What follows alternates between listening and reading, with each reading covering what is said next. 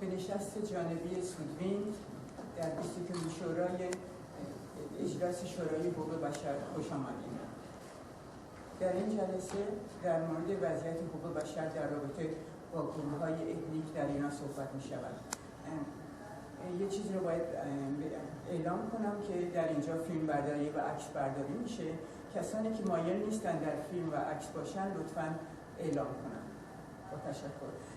اولین سخنگوی ما خانم ژاله تبریزی هستند، فعال حقوق بشر از آذربایجان، دکتر در ادبیات و مدیریت ارتباطات. ایشون در مورد امنیت سیاسی و محیط زیست در آذربایجان صحبت میکنند. Mesdames et messieurs, merci d'être là.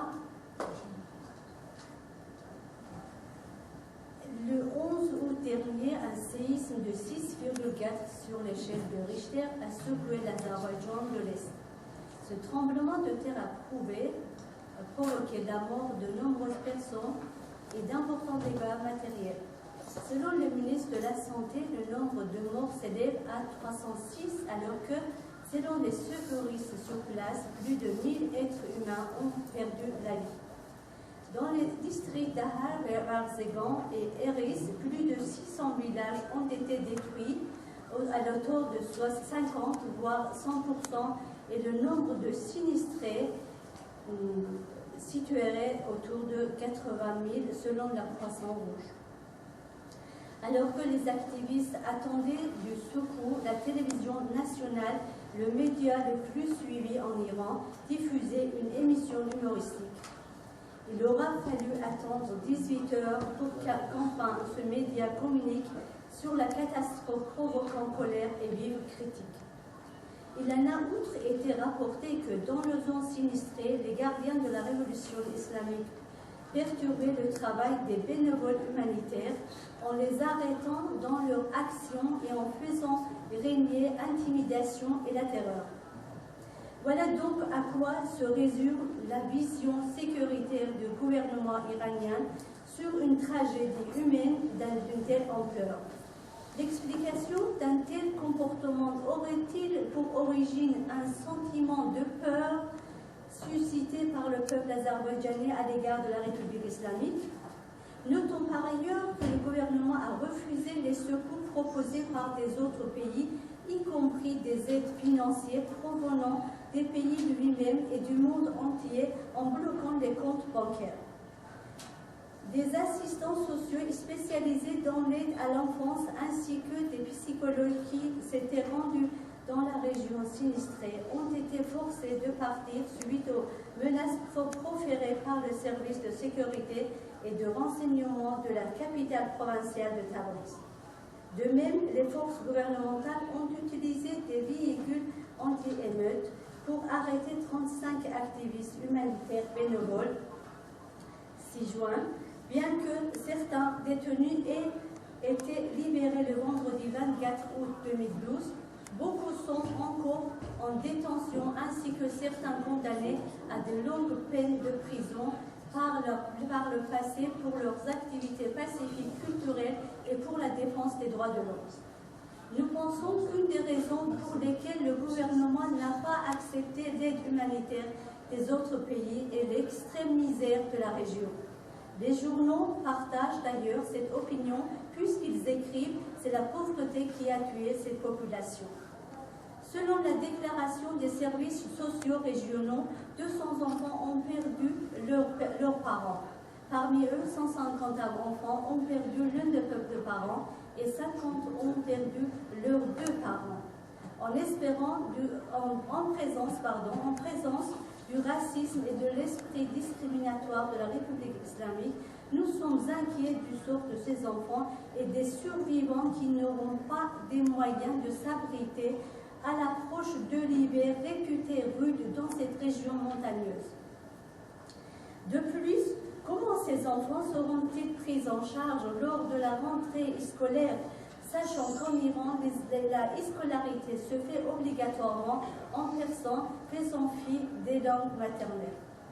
Si la rentrée scolaire pour les enfants personnellement est une joie et met en valeur leurs acquis culturels, il en est autrement pour les enfants non persans pour qui leur rentrée dans le monde inconnu est synonyme de tristesse et douleur, tant pour eux que pour leurs parents qui vivent cet événement comme véritable déracinement. Le gouvernement continue à pratiquer sa politique discriminatoire envers ses enfants. Lutter contre ce type de discrimination en faisant l'assimilation forcée par la suppression de la langue maternelle est devenue l'une des plus importantes revendications des peuples non persans. Nous rappelons que la langue maternelle joue un rôle essentiel dans l'enseignement. C'est à travers elle, en écoutant, lisant, parlant et écrivant que les enfants apprennent.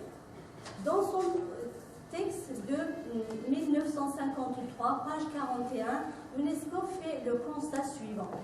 Sur le plan pédagogique, l'enfant apprend plus rapidement par le biais de la langue maternelle que par celui d'un support linguistique qui ne lui est pas familier. Sociologiquement, c'est un moyen de s'identifier aux membres de la communauté à laquelle il appartient, qui empêche l'assimilation forcée et la disparition des cultures. L'UNESCO affirme par ailleurs que pratiquement toutes les recherches faites depuis 1953 confirment les principes qui défendent les programmes de l'enseignement dans la langue maternelle.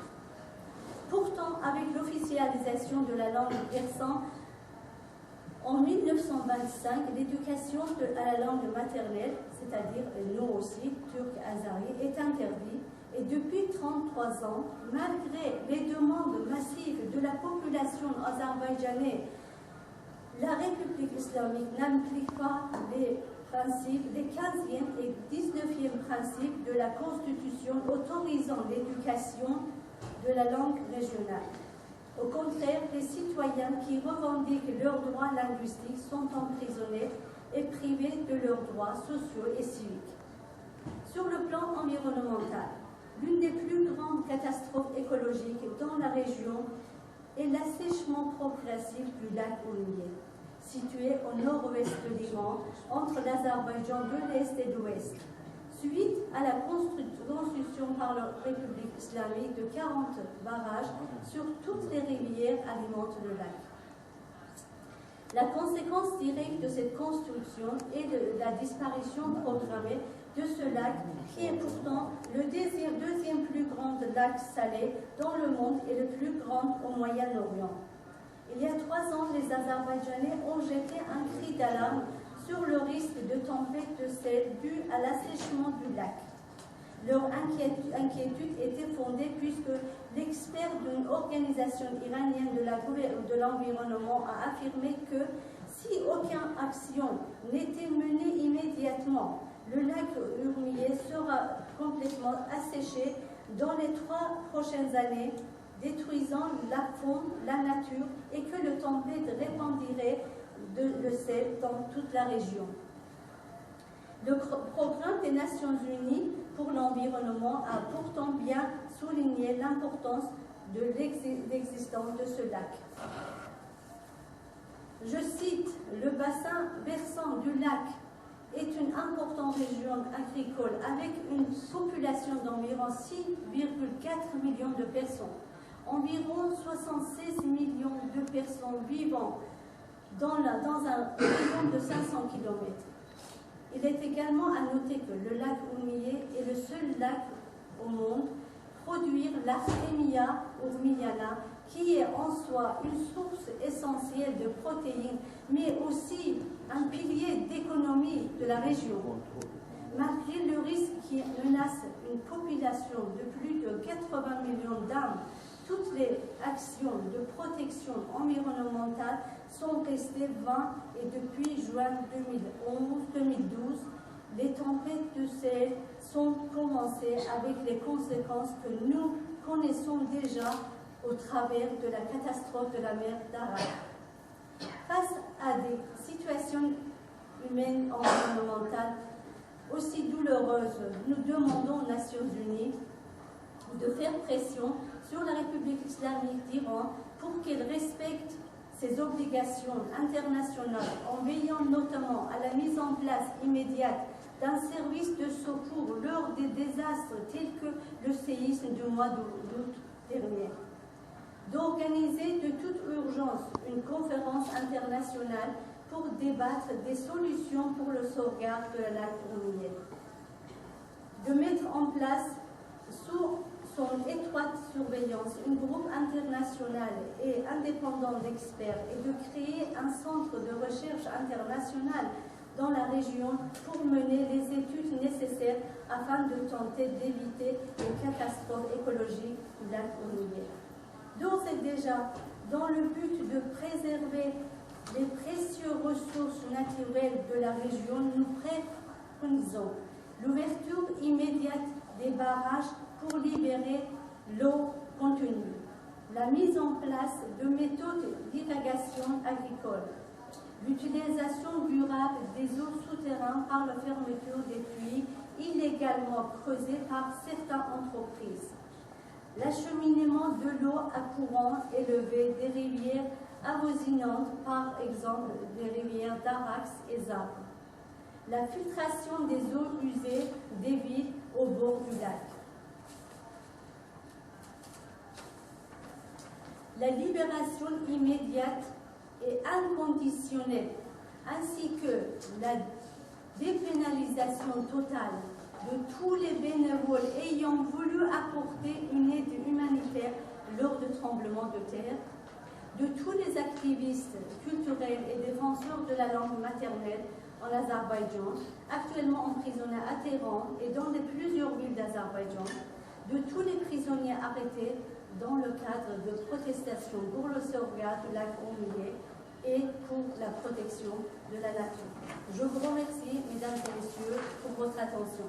Mais je voudrais faire une petite, comme notre collègue Turkmen n'est pas là aujourd'hui, je voudrais essayer un petit peu aller sur le problème de Turkmen en Iran.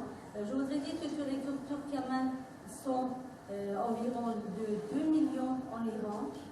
Ils sont de niveau de religion, ils sont sunnites, donc ils subissent plusieurs discriminations de ce point-là. Au niveau de la langue maternelle, c'est interdit de l'enseignement à la langue turkmène. La religion, pour la religion sunnite, ils ont opté à plusieurs problèmes. Un des problèmes, c'est que dans les villages, par rapport à ce qu'ils ont cité dans leur nouvelle, ils sont en train de changer dans les villages, ils sont en train de remplacer les dirigeants religieux sunnites par les chiites. Là-bas aussi, à cause de la construction des barrages sur les rivières, plusieurs lacs sont séchés. Après, je voudrais citer aussi que Dr Omid Kokabi, doctorant en physique, qu'il a fait ses études à Texas, en retournant en Iran pour visite à sa famille. Il a été emprisonné et il est condamné 10 ans de prison, que nous demandons ici sa libération. Merci beaucoup.